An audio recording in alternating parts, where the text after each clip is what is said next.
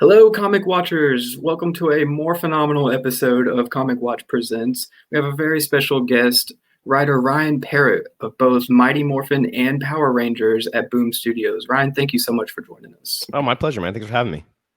Absolutely.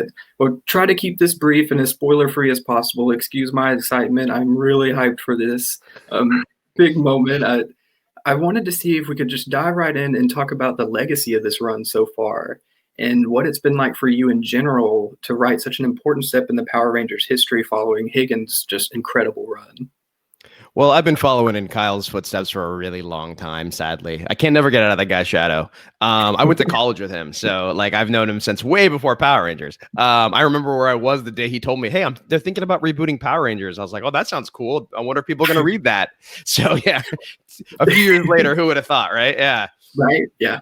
No, I mean, it's been pretty crazy.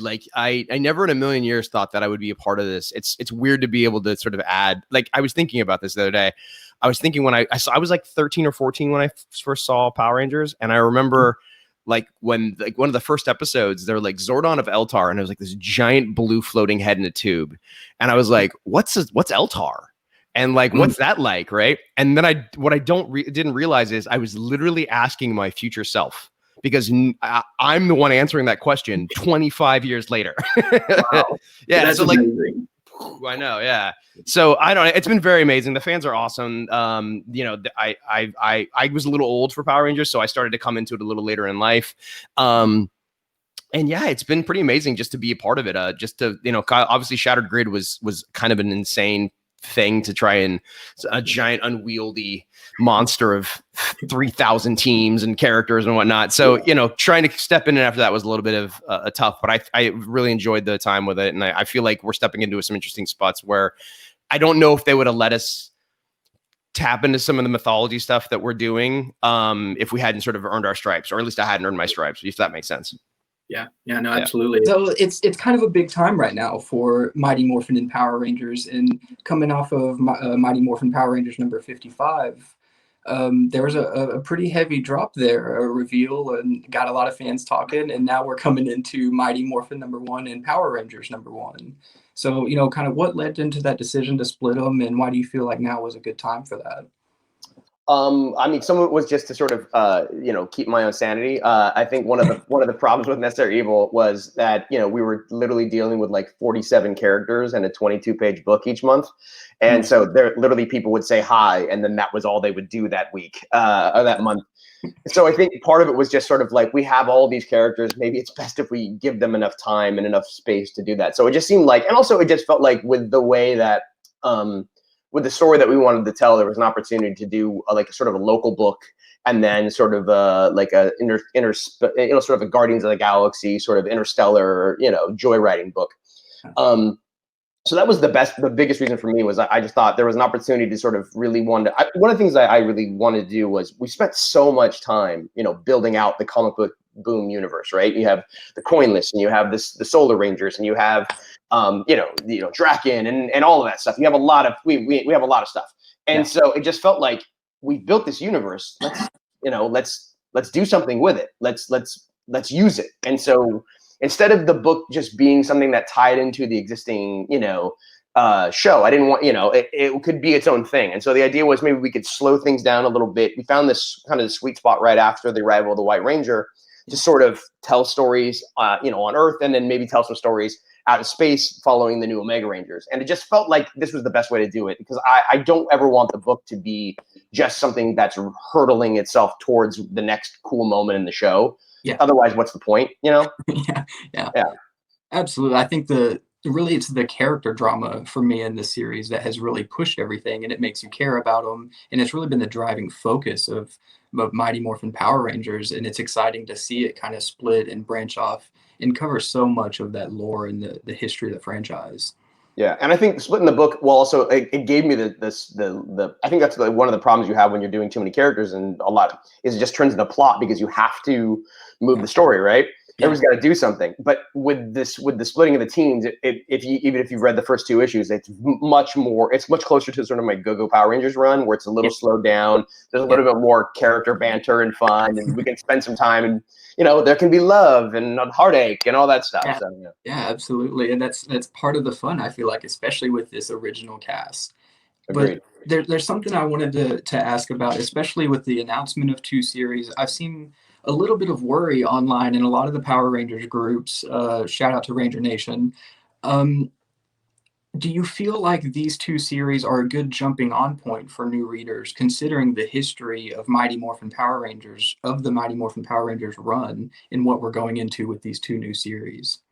Yeah, I mean, I think if you jump in, I think that they're both accessible. I think in the sense that, with Mighty Morphin #1, if you know who the Power Rangers are and you know that they like to fight monsters, that's what they're doing. And if you don't know who Zordon is, because obviously we're digging into some stuff with Eltar, you'll learn, because that's a good spot, because you're learning it as we're learning it. So I think that's what's helpful. And also with the arrival of the new Green Ranger, that mystery is just starting to kick into full gear. So that, so I feel like it's a spot where everybody can come in and they're not going to be too far behind.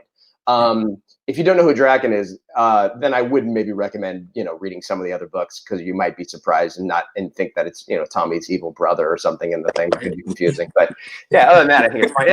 And then with I think the same thing with Power Rangers.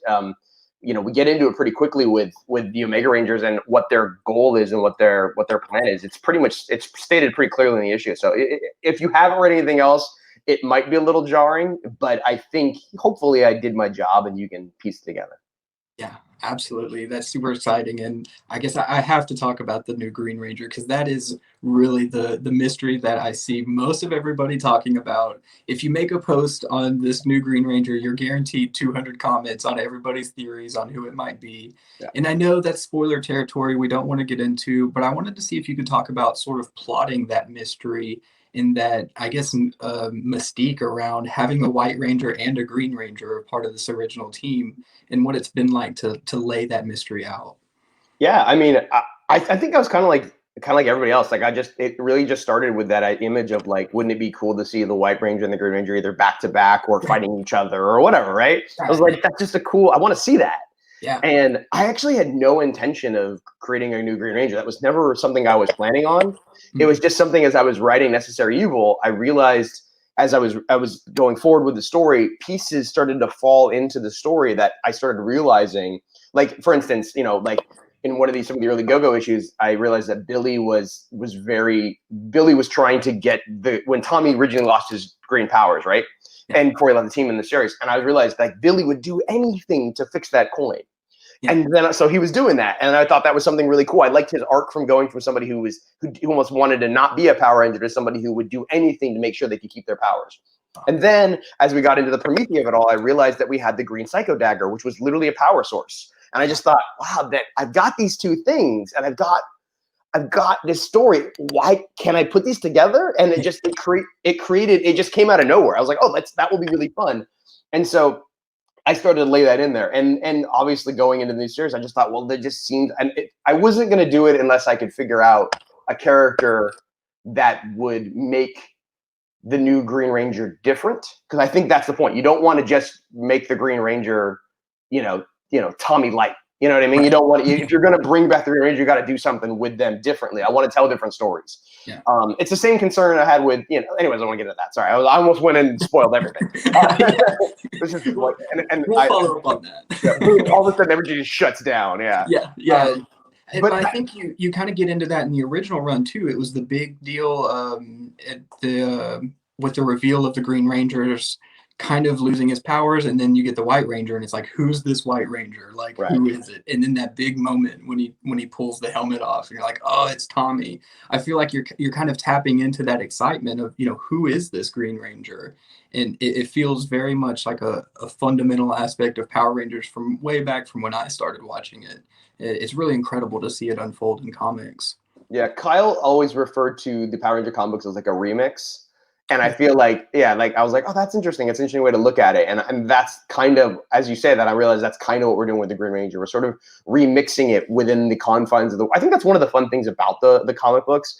It's just that, like, we don't have to be, look, I want the show happened. I love the show. I love the events of the show. I'm never gonna get away from that, because I think those are staples of why the fans love it. Like, Yeah. I don't ever want to tell somebody that their favorite episode didn't happen. I feel like that's not my call. Yeah.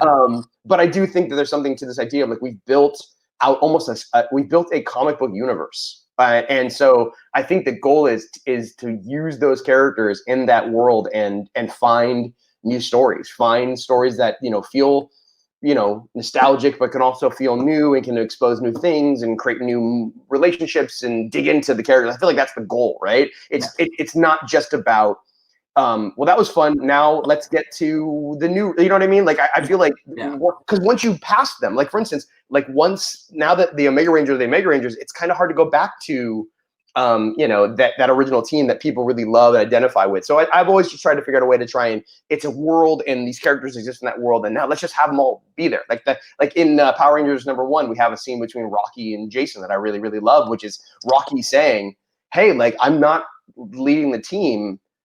The Red Ranger is supposed to lead the team, and they actually have a conversation about that, which they never got to do on the show. And I feel like that's the stuff. If we can slow down enough to be able to do those, that's where the comics, I think that's the sweet spot.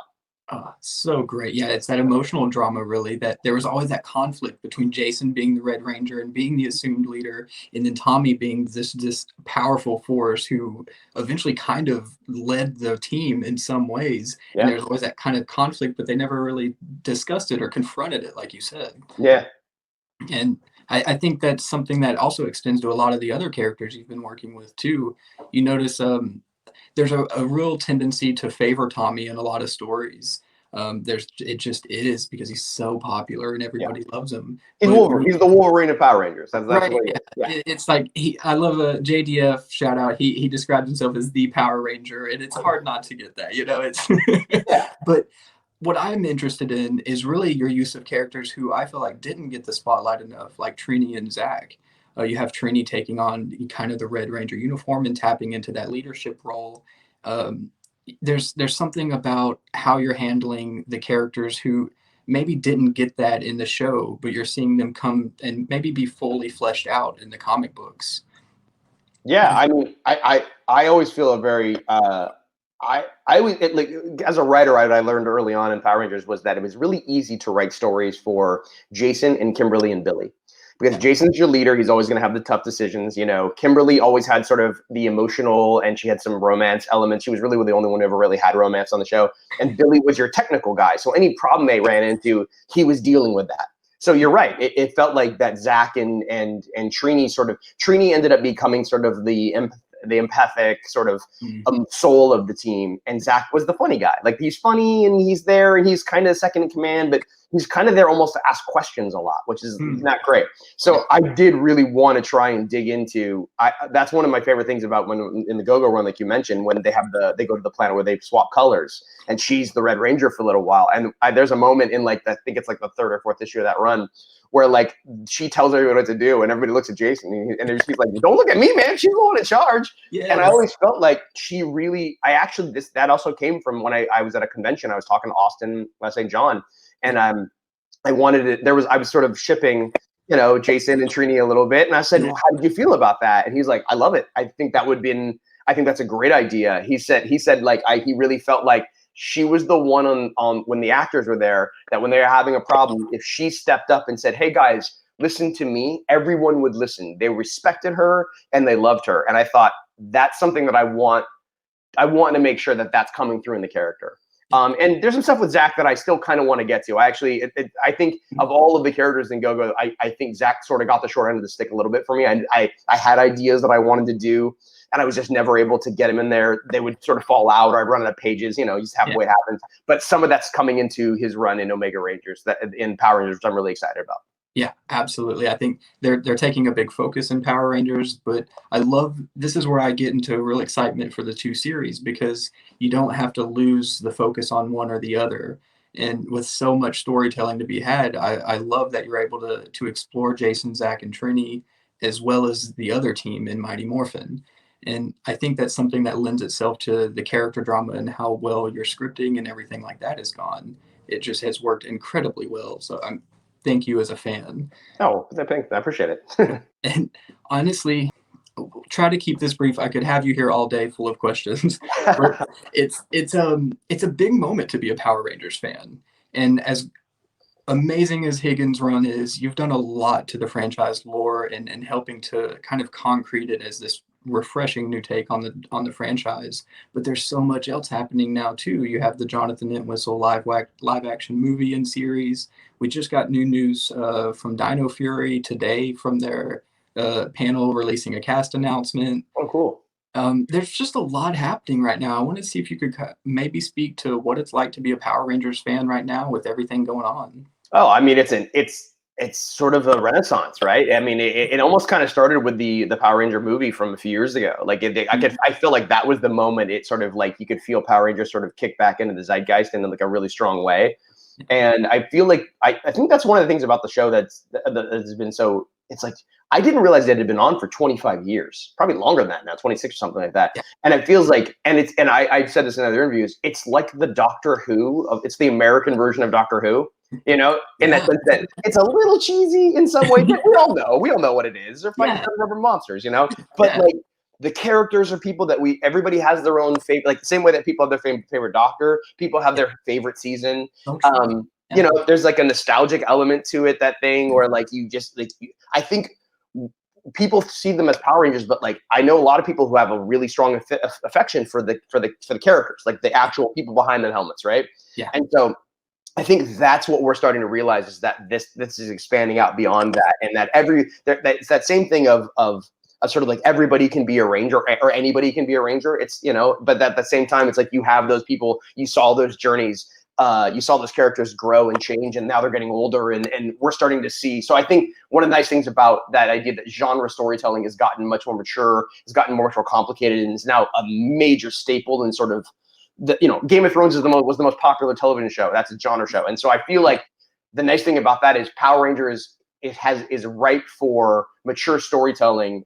When I say mature, I don't mean adult. I just mean complicated, thoughtful stuff like that. So I think that's what's so wonderful. I think that's why it feels so great, is it feels like this thing that we all love is finally getting into the people's hands who I think can tell the stories at a level that we want it to be.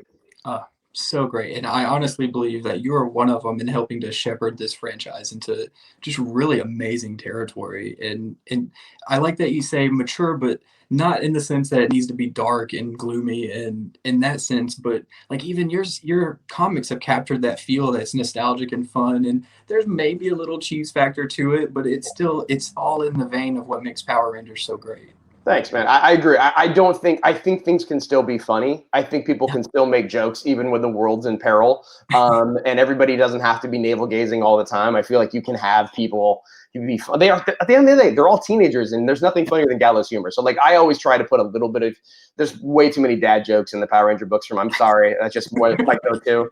But I agree. I appreciate you saying that. I hope I'm one of the voices that helps carry that stuff forward, because I love it, and I just want to do my best to sort of pay it forward for all the stuff that it gave me when I was growing up. So awesome. So cool. And I guess before we wrap up, I'd love to ask, when I was growing up, I was always pretty much the nerd kid from the start who asked for laptops at a very early age so that I could dig into them. So of course I had an affinity for the Blue Ranger.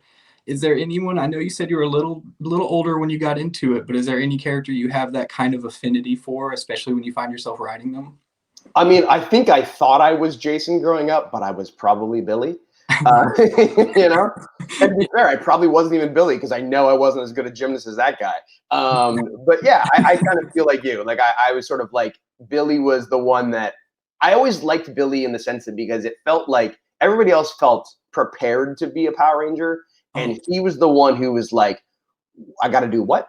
You know, and so like I felt like I think we can all sort of identify with that concept of the overwhelming, not fear, but just the responsibility that comes with being that, and then it might all be a little bit bigger for us. Like, I don't know about you, but when I was 17, I don't think I should have been in charge of controlling and protecting the world.